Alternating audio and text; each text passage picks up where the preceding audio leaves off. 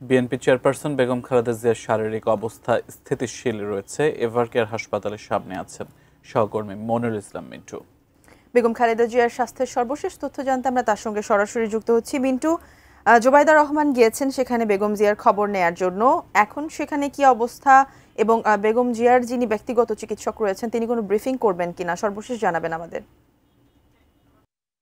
এভারকেয়ার হাসপাতালে বিএনপির বিভিন্ন পর্যায়ে নেতৃবৃন্দ আসছেন, কিন্তু যেহেতু দলের সিদ্ধান্ত যে চিকিৎসক ছাড়া অন্য কেউ কথা বলবেন না, ফলে তারা আসছেন এবং পরিস্থিতি পর্যবেক্ষণ করছেন, খোঁজখবর নিয়ে তারা চলে যাচ্ছেন।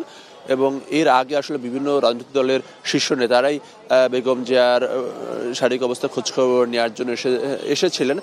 আর মাঝখানে আসলে লন্ডনে যাওয়ার যে বিষয়টি সেটি আসলে গতকালকেই সিদ্ধান্ত হয়ে গেছে যে তার শারীরিক অবস্থার উন্নতি না হলে তার লন্ডনে যাওয়ার বিষয়টি আপাতত স্থগিত রয়েছে। এবং আজকে বেলা 4:45টার দিকে ডাক্তার জোবাইদা রহমান তিনি এভারকেয়ার হাসপাতালে এসেছেন এবং তিনি এখনো আছেন।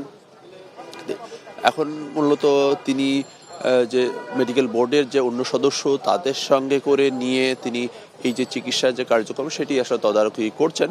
এবং দেশি বিদেশি চিকিৎসক, সেই সঙ্গে রিচার্ড বেলি যিনি যুক্তরাজ্যের লন্ডন ক্লিনিক থেকে এসেছিলেন তিনিও রয়েছেন। দেশি বিদেশি চিকিৎসকদের সমন্বয়ে যে চিকিৎসা কার্যক্রম সেটি অব্যাহত রয়েছে, কিন্তু তিনি ক্রিটিক্যাল কেয়ার ইউনিটে নিবিড় পর্যবেক্ষণে আগের মতোই রয়েছেন। তার স্বাস্থ্যের অবস্থার খুব বেশি যে পরিবর্তন হয়েছে তেমনটি নয়। এবং আজকে আনুষ্ঠানিকভাবে দলের পক্ষ থেকেও কোনো ব্রিফিং করা হয়নি। আমরা যতটুকু জেনেছি যে তার শারীরিক অবস্থা আগের মতোই অপরিবর্তিত রয়েছে।